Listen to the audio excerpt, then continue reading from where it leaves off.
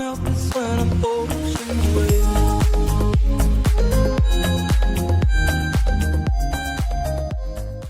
Great. Today on Nova Legends podcast, I have Coach Jim Stevens. He probably doesn't go by coach that much anymore. Jimmy is the COO of M3 Commercial, a truly inspirational coach. One of these guys, as a soccer dad, you see them out there and you know right away, this guy is different. Jimmy's that kind of guy. Coach, thanks for joining me. My pleasure. Thanks for having me. Oh, of course. So, the first time I met you, my son Chandler was just getting into soccer, and soccer is important in Arlington, and your social circles are set by your how you do on the soccer field on Saturdays, and also whether you make travel or not. So my son Chandler was not very good at soccer, and I remember I went to the online and I tried to find some soccer instruction or something and there wasn't a whole lot back then. This is back in 2009. Like nowadays, there's all kinds of soccer instruction, and I found this golden boot thing, and I said, "What is this?" I looked at it, and like Tamir Linhart is truly a visionary, but I didn't know anything about Tamir, but it sounded good. It was at the Jewish Community Center down in Annandale. So I signed him up for a clinic. And then you ran that clinic, and you were amazing the way you commanded the kids, the way you had passion about the game.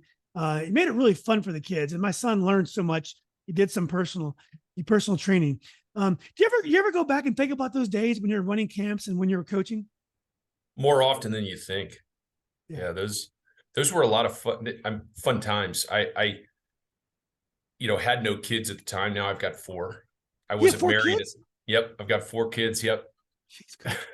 9, 7, 4, and 10 months. So yeah, it's busy. But I hadn't met my wife Chantel. I met her late 2009, and we were dating long distance, so she hadn't come out to the DC area yet. But Tamir Linhart, I worked with Tamir when I was younger as well. Okay. And did a lot of skills training one-on-one with Tamir direct, and really just got on great with him. And the program that he set up, really Golden Boot Soccer, to introduce soccer to children, in my opinion, has made a big impact on a lot of children coming out of Northern Virginia. And I enjoyed that basic level introductory training for kids. Really, because playing at a high level growing up, it wasn't that serious. Yeah. And I don't mean disrespect to Golden Boot. I think they took very seriously introducing the game to kids, if that makes sense. So it was all about, as Tamir would say, and I admire this in him and learned a lot. It was all about the children having a lot of fun with the game. Yeah. And I think, as you can probably attest, as Chandler continued to grow in his career, and he turned out to be an absolute stud.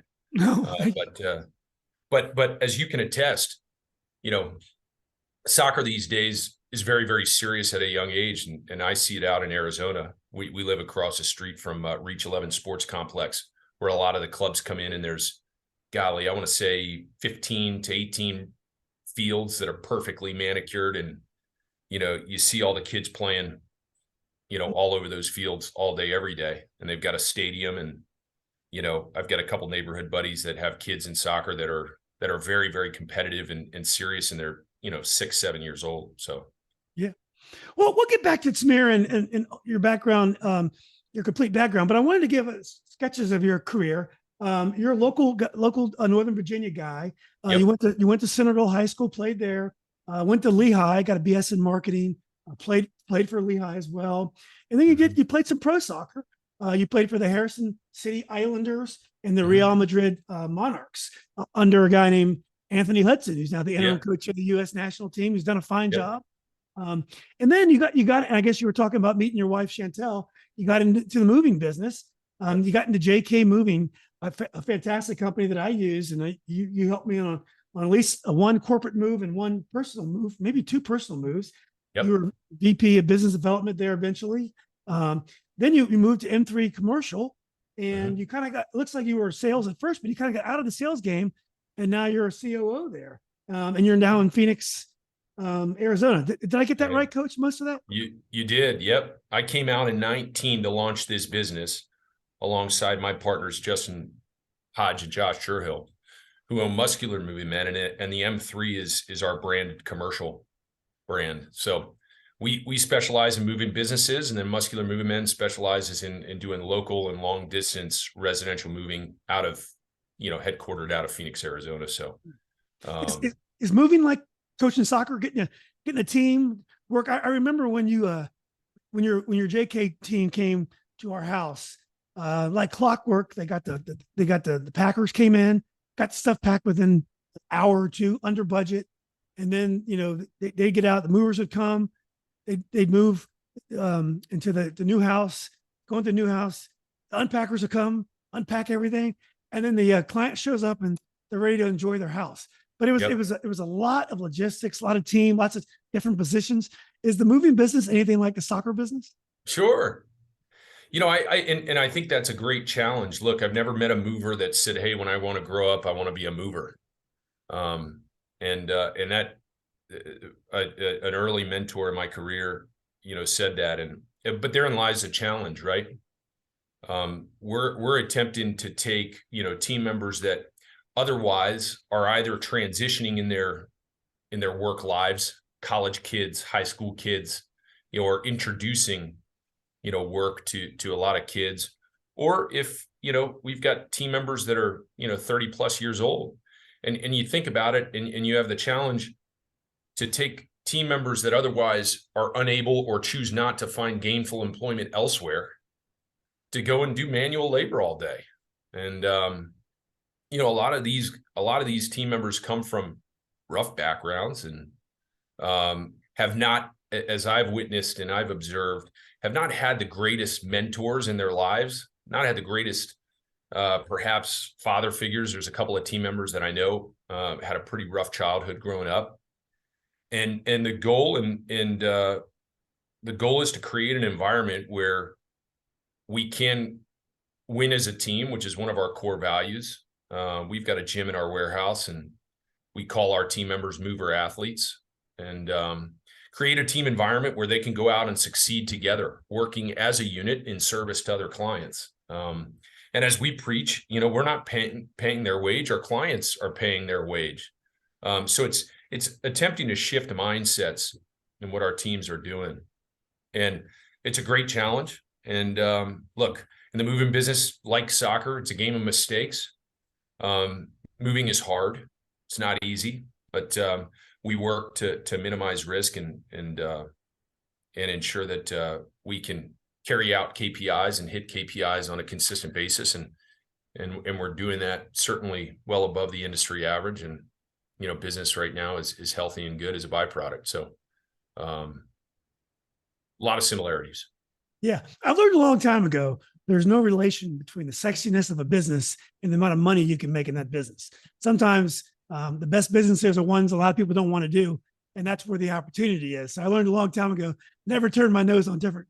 I'm in sales. I'm in staffing, and it's just people. But that's what we do. We used to do projects as well.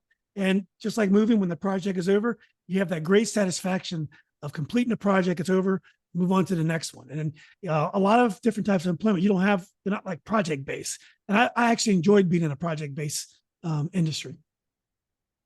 As do I. I don't know that I could ever sit behind a desk and process paperwork.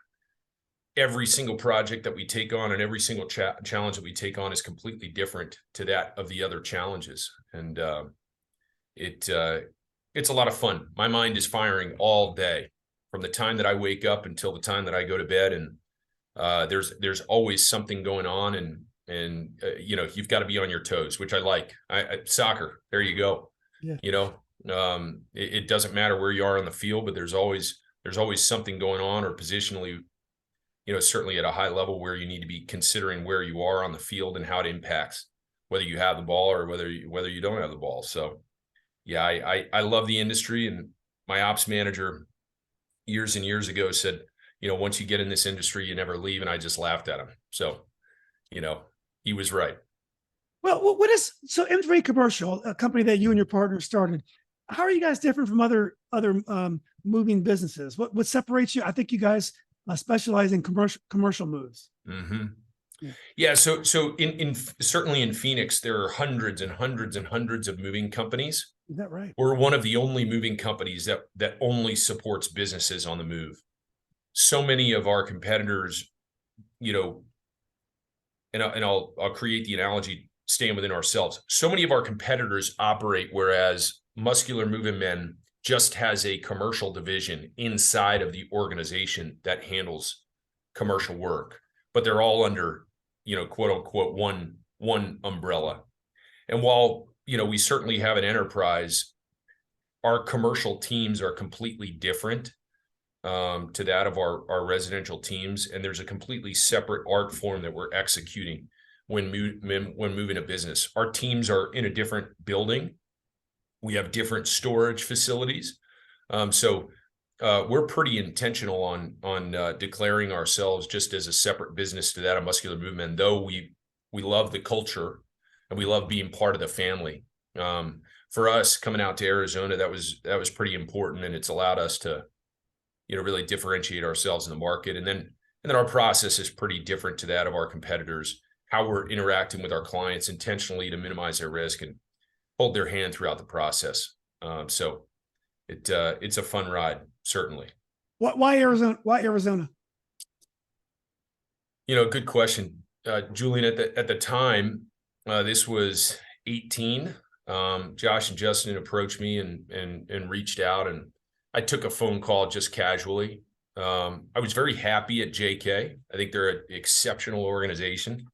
Certainly what Chuck and the team at JK has done is pretty incredible. They made a profound impact on my career. But we had just had our third son, so we just had Gavin. And I just found myself wrapped around the axle a little bit too tight. DC traffic was eating into me. I was one of those guys up at 5, workout, you know, on the road by 5:45, back by 6, you know, hang out with the kids for an hour and a half, get them down to sleep and boot back up and do more work. And I don't think it was sustainable. And I also, I don't think I had the ability or desire to take my hand off the pulse. I think that's how I would still be today. That would be my work rate. And, you know, the opportunity of, you know, was presented for me to launch this business. And it's something I've always aspired to do. I really look up to what Chuck was able to do as an entrepreneur. And so it was an opportunity to be in a controlled environment with an established business that was going to back a new endeavor, and an opportunity to come out to Sunshine, USA. I mean, Phoenix is 8 months of bliss, 4 months of heat, but in the heat, you can still do cannonballs in the middle of the day. And, you know, you still have a valley breeze. You know, we were at the pool yesterday. It was 100 degrees and the kids got out of the pool. There's a breeze and they're cold. So, you know, it is a dry heat. I have gone for runs at, you know, 115 degrees just to see what it feels like. And there's a lot of life out in Arizona. And when people in Arizona talk about, oh my gosh, the traffic is terrible, you just laugh. It's traffic to people around here is stop and go at 40 miles an hour for 5 minutes. And, you know, it's not traffic. It really isn't. Some crazy drivers in Phoenix. I remember that. Hey, Yeah. So in the moving business, do national companies have any advantage over the locals? So in my business, I sell to law firms and corporations, to legal departments. You know, when I first got into this business, before I met you, the local companies had a huge advantage over the national companies in terms of, you know, we had that kind of the entrepreneur drive. We had that mom and pop delivery. We knew our clients really well, and we felt like we could kick our clients' butt in the local markets. As time went on, the nationals made more of an impact, and they also built relationships with the corporations, so that when we go to the law firm to try to get the business, sometimes the nationals already have relationships with the corporations who it was their underlying legal work in the first place. So it changed things, and so now you know, law firms are more comfortable just, you know, calling the big guys. So local providers, there's still a place for them, but the national providers dominate now. What about the moving business? Yeah, good question, Julian. So in the moving business, you have van line entities. So you've got the Mayflower agents and Atlas agents and United agents, North American agents. just consider them as a large franchise network. Doesn't make it bad, right? But as I'd like to say it, I've gone to a Subway up in North Phoenix and grabbed a sandwich, gone down to Subway 35 minutes away and had a terrible experience. The logos were the same and the bread was the same, but the sandwich maker was completely different. And there were some inconsistencies in customer service. And I use this analogy just because it really stood out.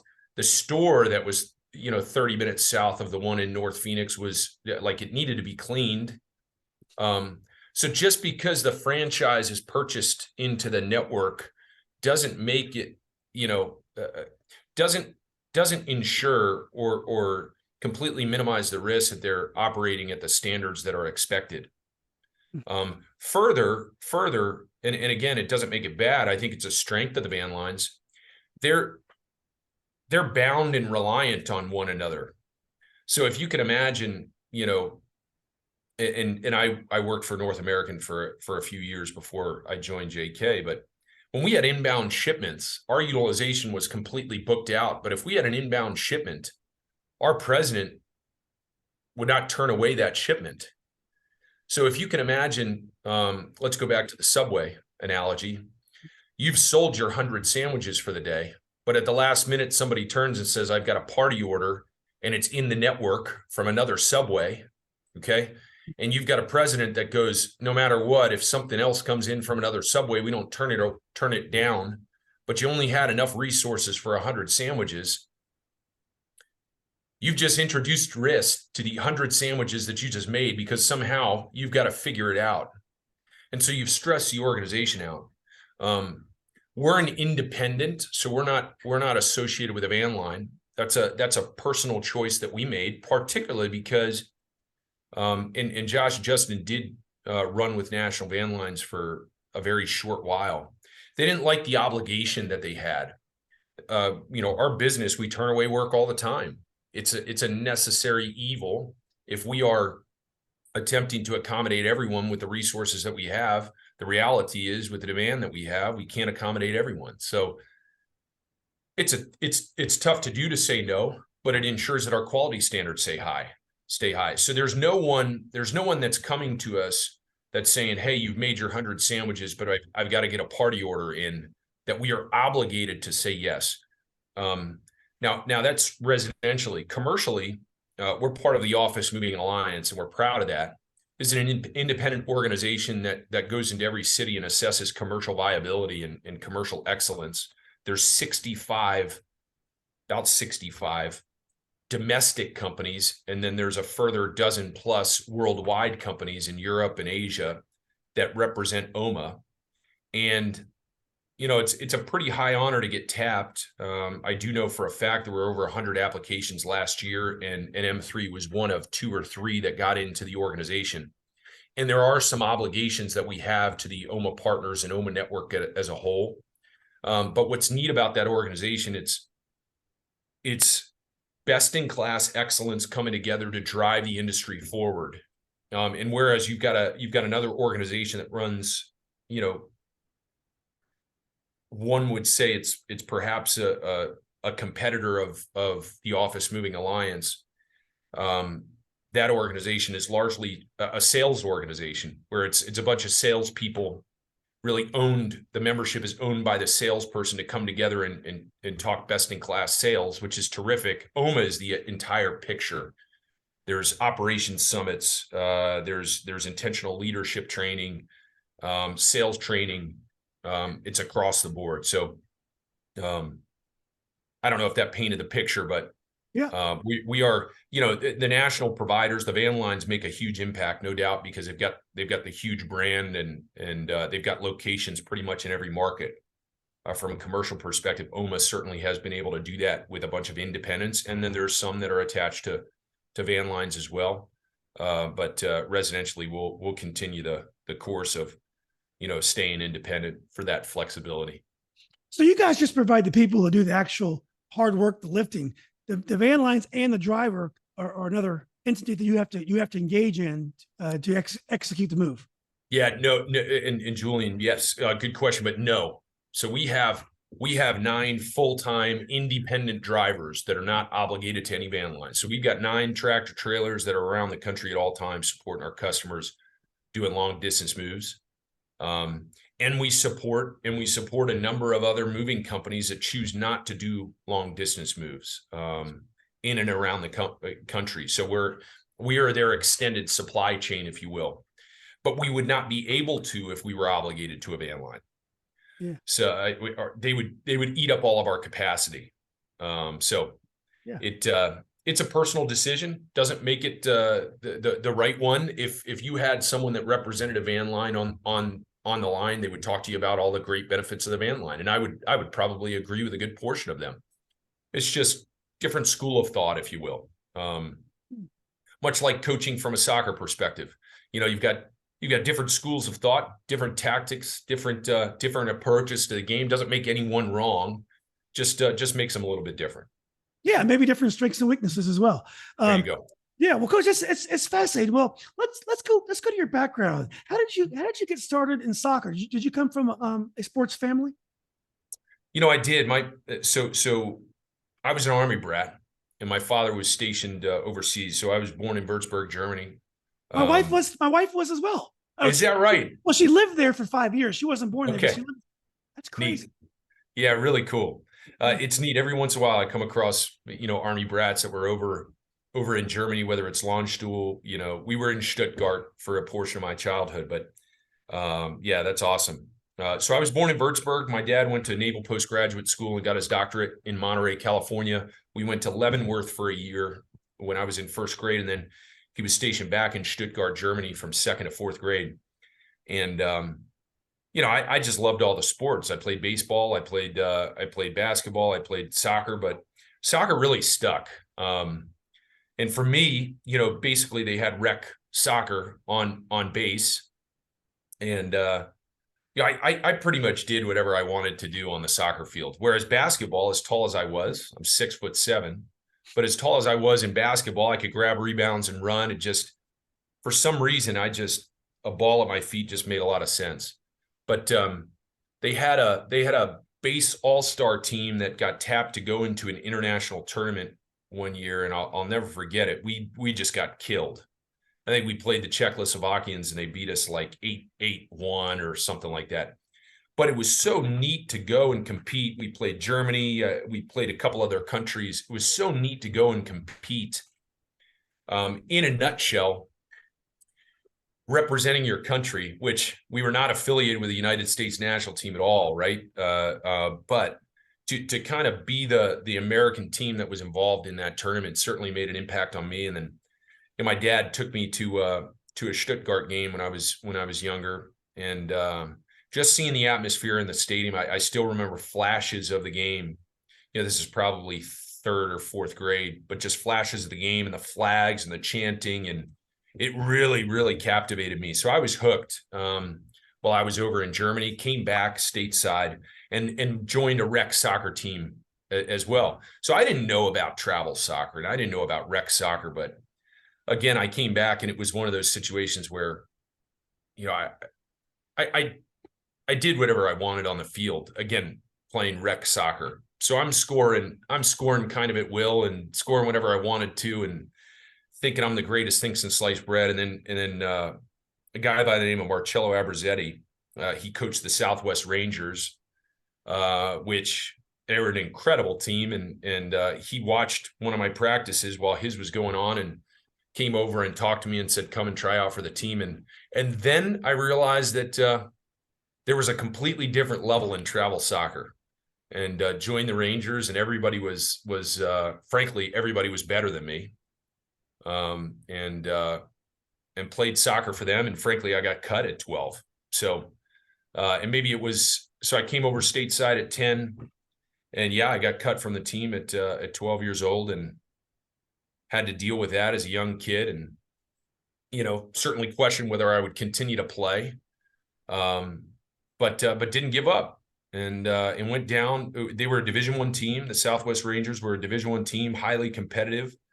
And went down to the Vista Rangers in Division III, and frankly stayed with Vista until they were back in Division One. And Norm Braverman with the Vista Rangers. You know, he didn't come from a soccer background, but what made an impact on me with Norm was that he was always very, very positive, and I needed it in my career at the time. I was pretty low on confidence and certainly always very technical, but lacked a bit of speed. But Norm was, you know, not the most knowledgeable. He was just always very positive. So, you know, worked with Vista, got him back into Division One, and then was very competitive and kept getting dropped by my, you know, ODP at the state level. I could not make the state team, and then Todd Hitt. Golly, these names are coming back to me, but Todd Hitt, who was one of the sons of you know, the founder of Hitt Contracting. He was a UVA stud. He took over the ODP program right when really, you know, this is back in the day where, you know, 2001, there wasn't really an internet and there wasn't social media that you could send out to coaches. So, you know, a lot of the top tier coaches would go and recruit directly out of ODP and the regional and national teams and state teams. And I mean, it's almost divine intervention, Julian, how, you know, I was an alternate for the state team. But one of my best buds, Jeff Carroll, who played for DC United, and we played club together.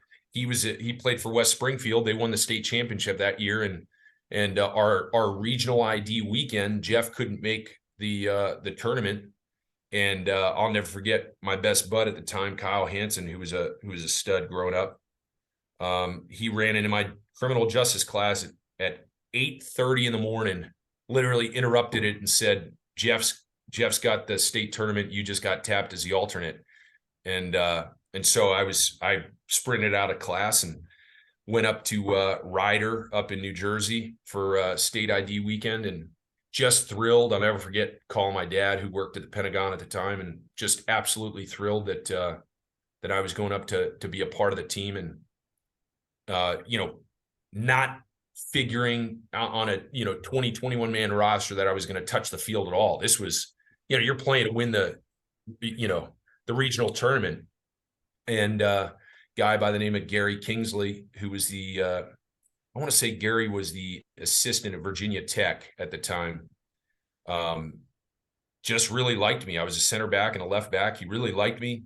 The head coach was a coach at VCU, and just, as I understood it, just didn't like my lack of speed. But he was out. He had another commitment that weekend. So Gary took the team, and I will never forget it, Julian. I'm just hydrating and going, hopefully I get 5 minutes if we're up 5-0 against Delaware, which, you know, hopefully I get 5 minutes and a coach can watch me play. And I was in the starting lineup. Wow. And I didn't come off the field. I played all 3 games. And that's where Lehigh found me. That's where Coach Cosby saw me, I think, the first time. And then he saw me play at the Capital Cup. And I mean, it's crazy how 24 hours before I was down in the dumps saying I made alternate, which was good. So I could train with the state team. But, you know, it was at a time when, you know, coaches were watching, and yeah, we advanced out of our group. We played Massachusetts, who were the defending regional champs, and we tied them. And then we played Delaware. We smoked them. And then I think we played, we played New York West and won. Advanced out of our group. Played Western PA in the semifinal. I played 90 minutes there, and we won. And then we were in the regional championship against EPA, who I think that EPA team, it was a bunch of FC Delco kids. It's probably one of the most outstanding ODP teams of their generation. That FC Delco team, Julian, I went to the Maryland Sports Complex later that year. They beat us 2-1 or 2-0 in the regional final. But that FC Delco team beat the Dallas Texans Red that year in the national championship at the Maryland Sports Complex, and probably 11-12 of the Delco kids represented that EPA ODP team, and they won the national championship 5-rock. Wow. Yeah. So long-winded there, but Yeah. That It, was, well, yeah, have you kept up with the way soccer is now? So there's no more ODP now. ODP, right. it died during Chandler's time as a club player, and now they have. And NCSL was great because you had the first division all the way down to the ninth division, and you Yep. had relegation and you had promotion. So the late season games were thrilling, and it was fun, and everyone played in the same league. So if all the good players were together.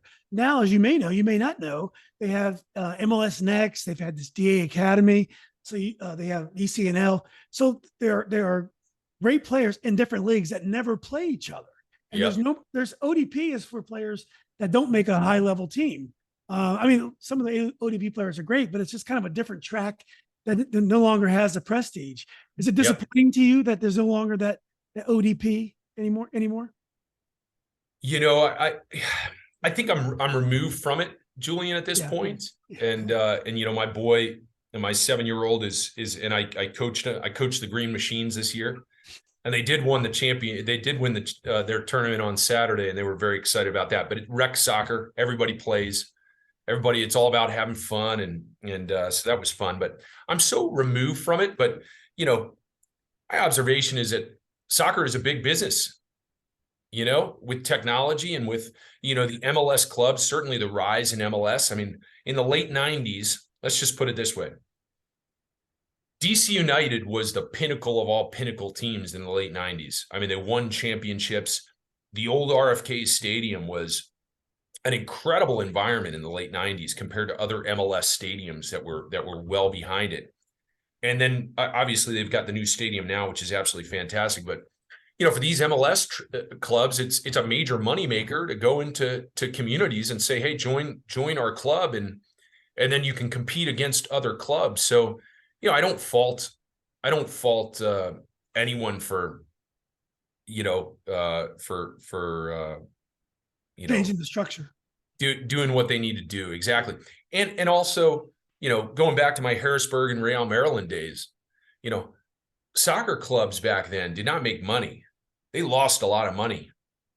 And I think the MLS has done an incredible job branding themselves over the course of the last, 20 plus years. And what Don Garber has done, I certainly admire, because as I know, if we're not profitable, we're in a tough spot on our end, certainly 4.5 years into to our business. And, so I don't fault the MLS teams for taking a lot of what,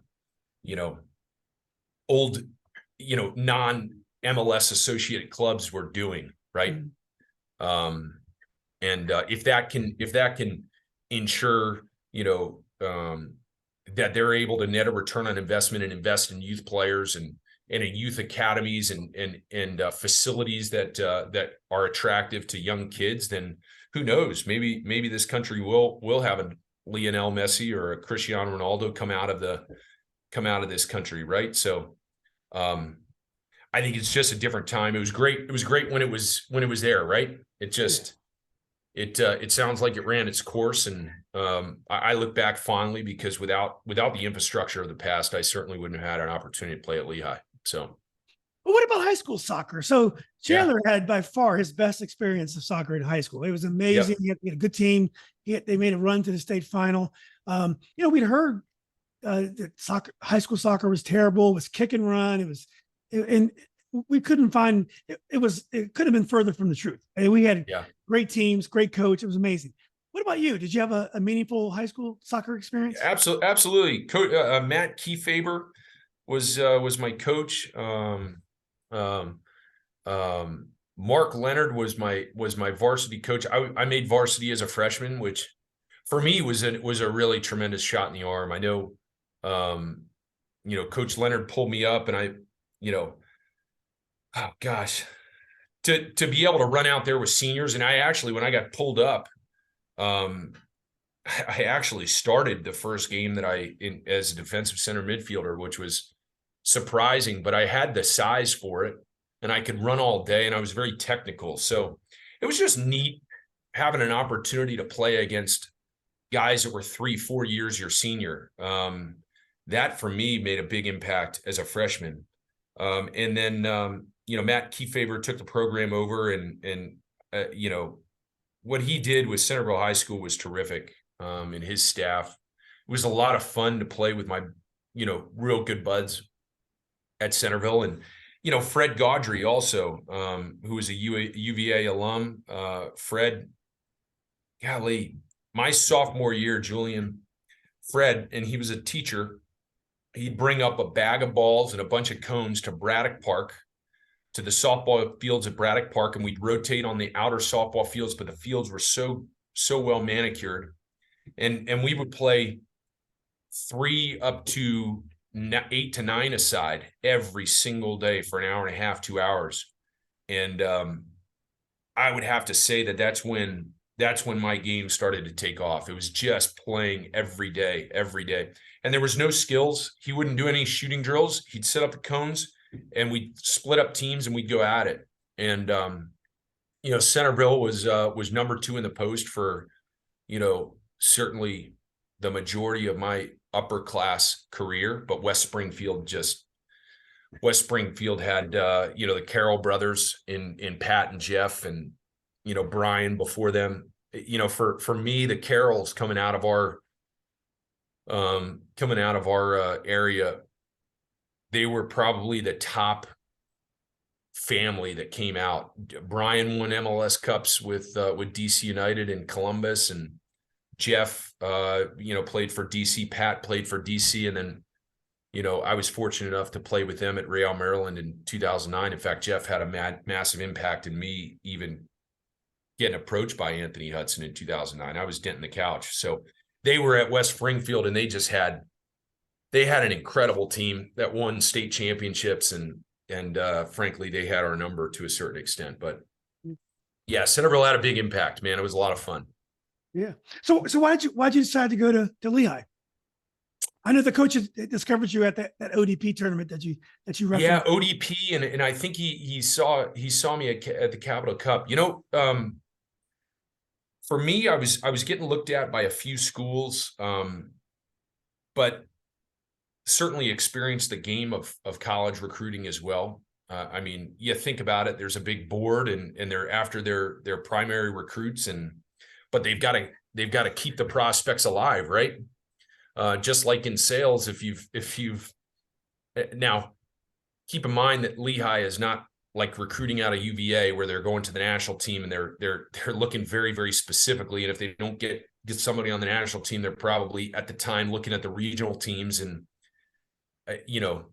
there's probably not too many players at the time in the late 90s, early 2000s that for ACC ball and top-notch Big East ball and, that were going to state teams and district teams to recruit.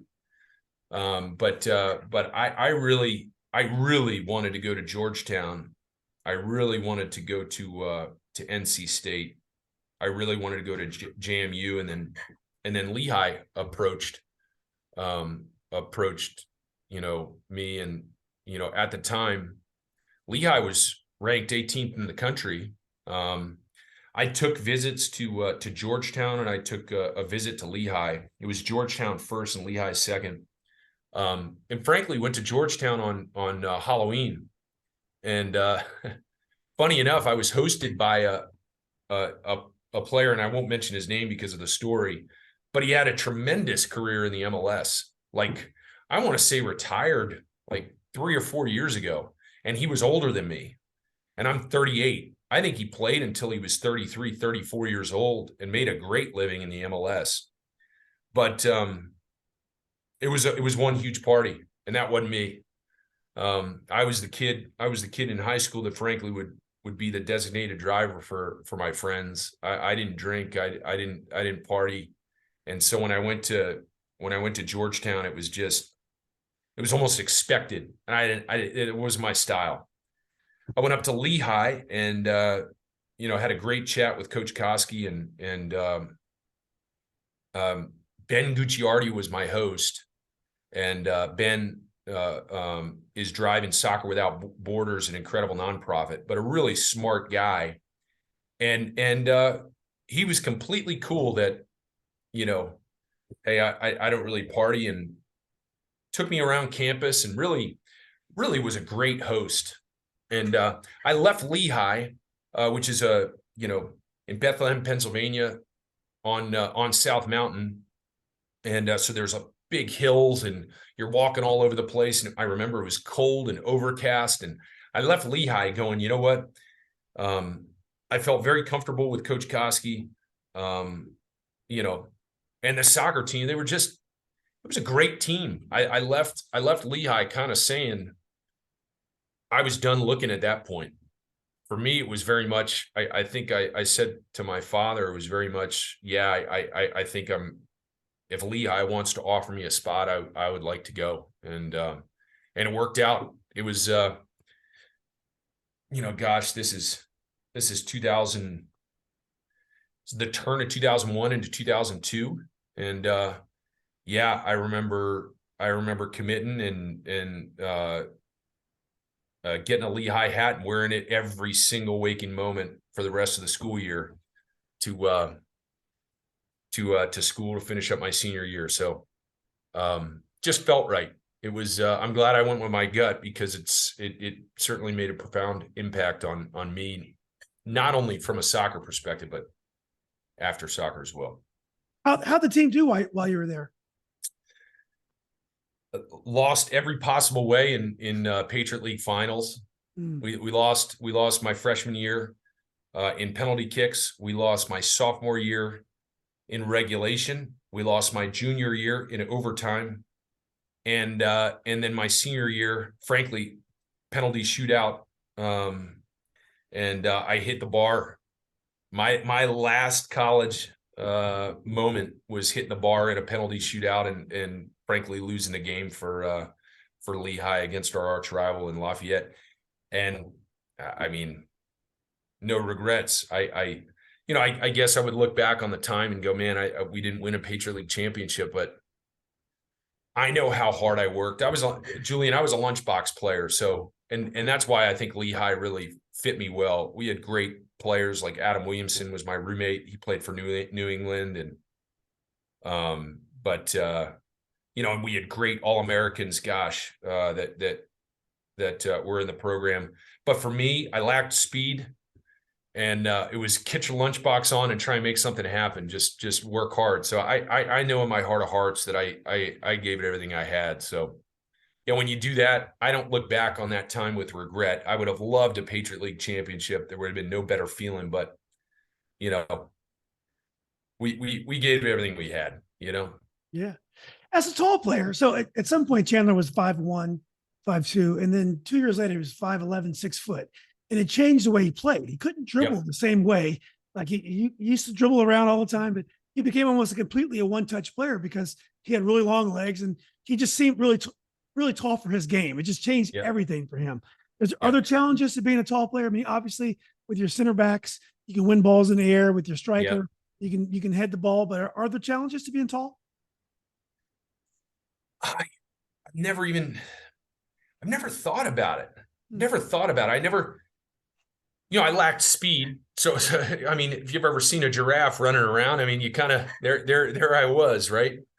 I think if I had blistering speed, I'd have done something pretty big in the game. And maybe some of my old teammates would listen to this and kind of laugh, but I had to be technical to make up for the fact that I just lacked open game speed. In fact, I had a trial with DC United, and at the end of the trial with DC, I remember going up to the coach and talking to the coach, and he said, "Look, we were playing 5-a-side, and I think in that 5-a-side game, I scored 5 or 6 goals. I mean, in a tight space, I could do very well because my speed wasn't exposed." And I remember him saying,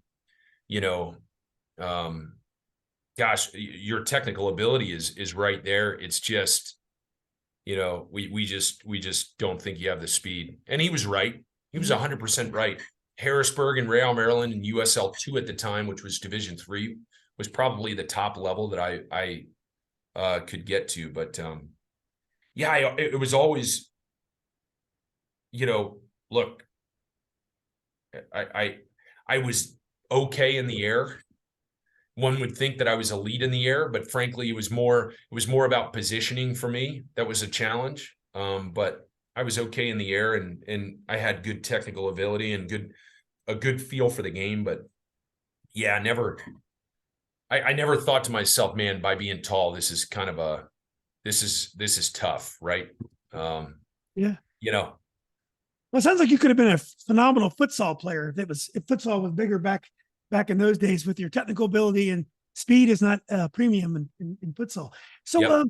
talk a bit about Anthony Hudson. Now, you did chase a pro Yeah. career for a while. You mentioned it, Harrison City, and then Real Madrid. Talk about him. Hudson is a really hard scrapple guy, and I think he's British. He's coached internationally. I know he coached in England, in the probably the 5th or 6th division. You know, he had some ups and downs, but he ended up on the USA staff. And then next thing they know, with all the drama surrounding Burkholz after the World Cup, did I say his last name right? Burkhalter. Berhalter. Yep. Yep. You know, all of a sudden here he is thrust into the position of head of the U.S. team. So talk about meeting him and chasing your pro career. Yeah, so it's a funny story. So I'm denting the couch one Saturday morning, and Jeff Carroll calls, again, good friend, and played at DC United. He was coming off his career at DC United, but he was a captain at Real Maryland. And he called me one Saturday morning and said, "Hey, Jimmy, you know, Anthony Hudson wants you on trial." It's like, what are you talking about? I mean, I had not played for 3 years. So I played for Harrisburg in 2006 and didn't have a great season and didn't get offered a contract beyond. Went on trial a couple places and it just didn't work out. So I was back in the working world. And I said, you know, you must be joking. I'm not fit. I haven't played. He said, no. You know, Anthony wants to have a target forward. I said, look, you're 6'7", and I would play in small-sided games with Jeff and stuff in the off season, and just a bunch of buds that would get together. Gene Michelot is a you want to talk about a Nova legend. Gene Michelot would organize a lot of those games, and it was a lot of fun coming together and playing with guys like Clarence Goodson and Abe Thompson and a few of those other, again, true Nova legends. So I went on trial Monday. I remember I got off work at 5 and they played in Silver Spring, and humping traffic to get there, and thinking to myself as I crossed the bridge, you know, golly, all right, this is going to be an opportunity to say goodbye to the game. I'm going to go and play a competitive session with a bunch of ex-pros for the evening, and I'm completely out of shape, but let's go and have fun. And I think, Julian, I took the game very, very seriously. A lot of my old teammates, I was almost unreasonably too serious. I played really loose that night. I just was really relaxed and had fun. Again, I was out of shape, but just, you know, it's like riding a bike. Game comes back, and for me, I almost thrived with players that were really, really good around me. Because I had a good technical ability. So the session finishes up and I'm drenched in sweat, going to, you know, dying after 2 hours, trying to keep up in the fitness work that they were doing. And I'll never forget, Coach Hudson says, "Hey, Jimmy, come on over." So I go over and, "Hey, Coach, thanks so much. That was a lot of fun. I really enjoyed it. Thanks for the opportunity." He said, "All right, we want to offer you a contract." Wow. It was kind of like, what? This is crazy. So I negotiated a $0 contract to play for Real Maryland. And the conditions were, my career was starting to take off with JK. And I don't even know if JK knows this, but I felt the JK, in particular, the old leader that ran our division, who is no longer at JK, but he would have looked down on me playing soccer. So I kept it from him. My mentor, name's Rocco Balsamo, I told him, and he's like, "You got to do it." But I negotiated a $0 contract with the asterisk that if there was a meeting, if there was an event, if I had to miss training, and I even said this to Coach Hudson, I may even need to miss a game. I mean, but if it comes down to it, I'm playing for free, and I've got to be able to negotiate that. And, you know, Coach Hudson, left it to the team, and the team said that was cool. And I think I logged 12 to 1,400 minutes that season. You know, Gary Kingsley was a Jamaican international, and he was running so I was a target, and he was running as the opposite forward. And for the majority of the season, he led the league in scoring. And you know, Jamie Holmes was coming out of New England. He was a heck of a striker as well. But out of the 4 strikers that were there, 2 were injured. So I was kind of, my opening game, by the way, was against CD Municipal out of South America. And I don't think I touched the ball in the 15-minute cameo that I made. I mean, to the point where I remember walking off the field, and this is like 2 weeks after that conversation. And my father was there, and I looked at my dad, and my eyes popped, and I think he kind of knew, like, what the heck were you? I mean, you've been removed from the game for 3 years, but yeah, that's the story there. And if nothing else, I will forever be grateful for the ability to say goodbye to the game that I loved. Because I became a locker room guy. I was light, I was relaxed, high-fiving, fist pumping, enjoying myself, not taking it too seriously. Because for me, even if I joined the team and got in great training sessions throughout and featured in a game or 2, that would have been beyond my wildest dreams. And the fact that I played as much as I did, comparatively, I think I played 200-300 minutes in 2006 in my fitness prime, you know, and then 3 years later, after getting a couch for 3 years, I played, you know, 1,200 minutes or something like that. It had to be divine intervention. But we made the playoffs that year, which was a lot of fun. We were eliminated, and you know, again, it was a cool way to say goodbye to the game. But I saw then what a genius Anthony Hudson was. You know, I remember saying to Jeff Carroll, I think we were down in Bermuda. We played the Bermuda Hogs on Friday. When we extended the trip out, the team came back on Saturday, and me, Jeff, and Pat stayed through that Monday. And I remember sitting on the beach and just chatting with the boys and saying, no, you know, Anthony Hudson's going to do something pretty big. Just his attention to detail and his approach and ability to put tape up on the screen, you know, and his analysis of the game was just, it was at another level, is the best way to put it. And Coach Koski, I don't want to take anything from Coach Koski's genius as well. But there is a difference between coaching college athletes and coaching professional athletes that are earning a paycheck. So Anthony just, the success that he's achieved, and I know he won the first trophy in Bahrain's country's history. And the success that he has achieved is not surprising at all. Yeah. Let's just put it that way. I mean, this is probably an obvious statement, but do you hope he gets the permanent job? I don't think he's really being considered, though, is he? I don't know that he is. I do. You know, I just think he's disciplined. His demeanor and the way that he approaches, again, is just, his sessions were different. They were crisp. They were well organized. They were the way that he kind of commanded. The way that he commanded the locker room. Now, this is 2009, right? This is 14 years ago, and I know that it was, Real Maryland was his first professional gig. So he's probably, if he were to listen to this, he'd be laughing on the other end of the line, because there were a bunch of misfits in that locker room. But we also weren't supposed to make the playoffs. And there is no doubt about it. His coaching ability and his ability to put people in the right place and just, you know, drive us forward had a big impact on that. So, yeah, I would love for him to get the full gig. I don't know that will happen, but you know, he's got what it takes to coach at the highest level, in my opinion. And you know, so we'll see. Do you think in retrospect, now you hear of strikers being moved back and becoming center backs? That happens a lot at the college level. I haven't heard of many defenders being moved up into the attack. I mean, it happens, but it doesn't happen very often. Do you think in retrospect, maybe you should have been a striker in your career? Yeah, well, I was So in Harrisburg and at Harrisburg and at Real, Maryland, I was, and the story behind that is I was a center and left back growing up. Lehigh brought me in as a center back. Right. And I started the first 4 or 5 games of my career at Lehigh, and then made a mistake against Delaware playing left back. Our right back got broken down. Ball goes in.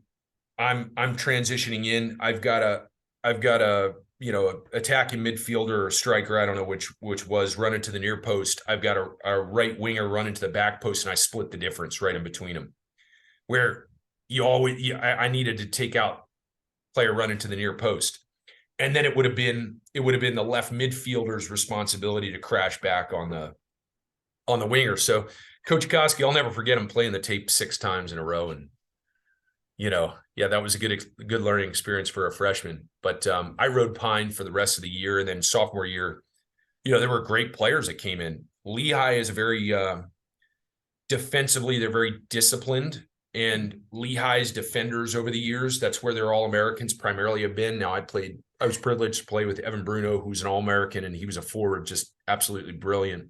And you've had Andy Mindorf come through in the past as well, and they were again absolutely brilliant. But Lehigh's defensive structure is always something that's kind of been stand out. And frankly, I went in at the end of the offseason my sophomore year and talked to Coach Koski and said, look, I want to play. There's a difference, at that level. You aren't lobbying with your coach. Hey, coach, you got to play me, right? Because it's about wins and losses and winning championships. But it was more, coach, I want to play. I want to have the best opportunity to play. And what are your thoughts? And he was, as I recall the conversation, Coach Koski, who I admire and respect so much, certainly made a profound impact on me and has made a profound impact on so many others. But basically, in a nutshell, it was like, look, you're way down the depth chart playing as a defender. As I recall, there were a couple players that graduated up top, and he basically said, look, just run in the spring season up top and we'll see how it goes. And it was like a new lease on life. So, training was fun again. I can remember in training matches knowing all the things as a center and left back that drove me crazy about an attacking player. So I'd stand in an offside position all the time. I hated when a player was giving me shots, just shots, just little taps all the time. I was that constant pest. And really didn't make a splash in the spring season and open the year in our preseason tournament my junior year, and really didn't do anything in the first game. I think we drew 1-1, and I want to say it was the second or third game. I was getting the start against, I can't remember who it was. I'd have to look back at the record books, but I had 2 goals and an assist, and the rest is history. So I led the Patriot League in scoring that year and led the Patriot League the following year. So again, divine intervention. There were a lot of moments in my career, Julian, that I don't think, a year earlier or a few days earlier, even, I was not in a position where I was going to make an impact, that I got my opportunity and took it in my own way. So it was a fun ride. Well, I'm reminded you once told Chandler, whenever you shoot the ball at the goalie. Yeah. And I think if you would have taken your own advice, you might not have hit the crossbar on that last penalty shot there. Yeah.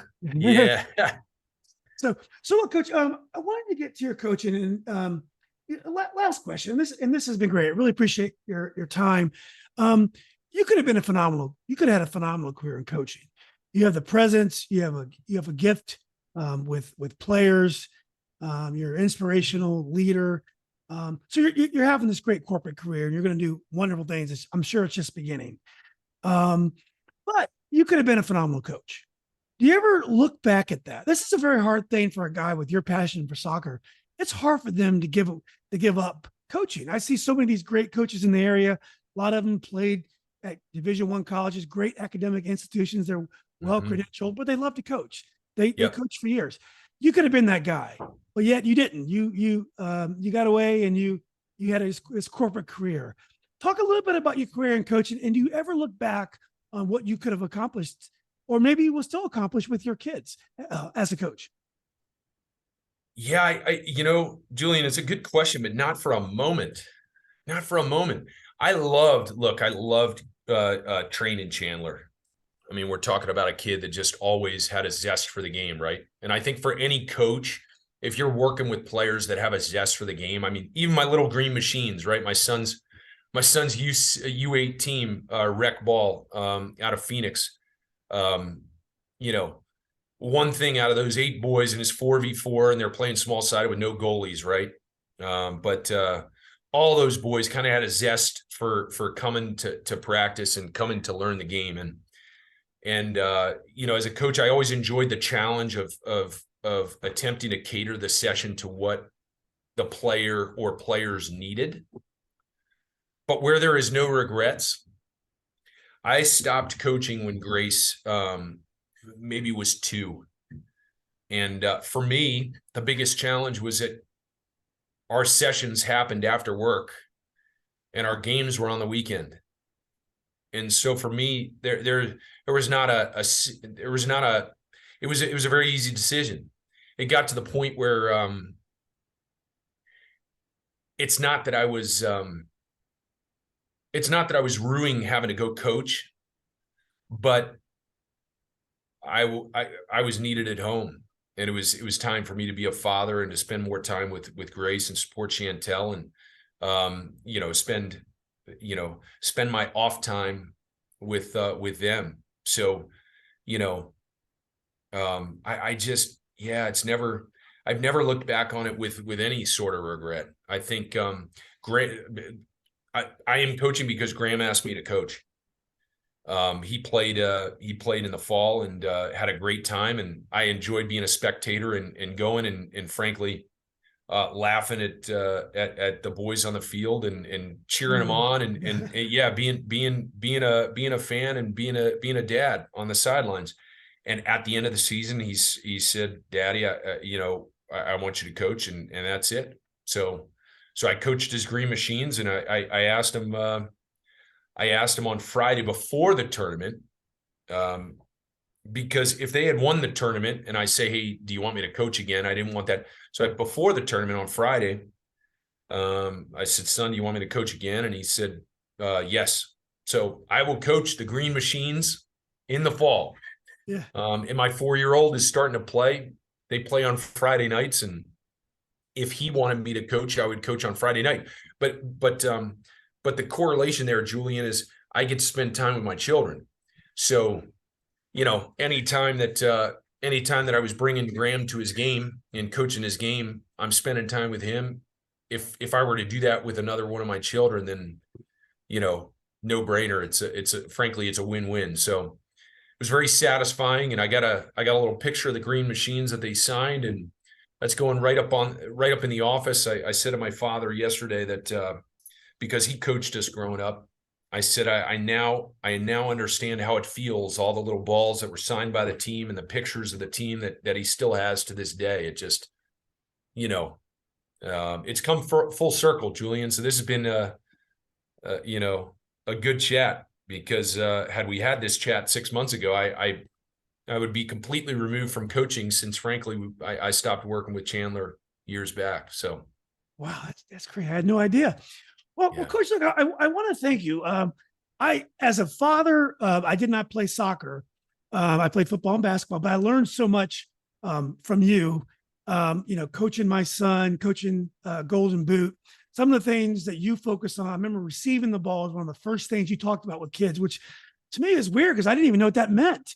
And Chandler was always great and creative in receiving the ball from a very young age, because that was something he focused on. So he always had time on the ball. One thing you made him do is you made him take hundreds and thousands of touches with the outside part of his foot. You tell him to do it all when he's on his own, and always shoot the ball at the goaltender, at the goalkeeper, because at the ball, it's going to be a little bit off. So when it tails off a little bit, that ball is still going to be on target. That's something that he kept late in his career. So I want to thank you for all the time you Hey. spent with him and all the things I'm really happy for your success, though I'm not surprised. But yeah, this has been great catching up with you, Coach. I enjoyed going on your journey and seeing why you're so successful. And you got to say hello to Pony Boy for me, or your brother's name was what did you call your brother? Man, I've called him Fabio. He looked like the butter man for a while. He had the long flowing locks. Yeah, And, exactly. yeah. Patty Cakes. My Cakes. brother Patrick. Yep. He played at JMU, and I certainly will. It's been fun, Julian, and I sure do appreciate you reaching out, and I'm thrilled that Chandler's doing well. UVA, as I understand it. Yeah, UVA, no soccer, but he's doing Incredible. well academically. He's having a good time. And that's the great thing about the game, though. He can play club soccer, and he can play for the rest of his life. And this has been a lot of fun just reminiscing and talking, Julian, and I sure do appreciate you having me on. Yeah, it's been great, Coach. And let's do a better job keeping in touch. And if I ever have a chance where I can support you in your business, maybe I can send some clients your way. I definitely will. You guys always did a great work for us. So well, thank you, Julian. Means a lot. I appreciate it very much. All right, Coach. Look, have a great rest of your day. Hey, you as well.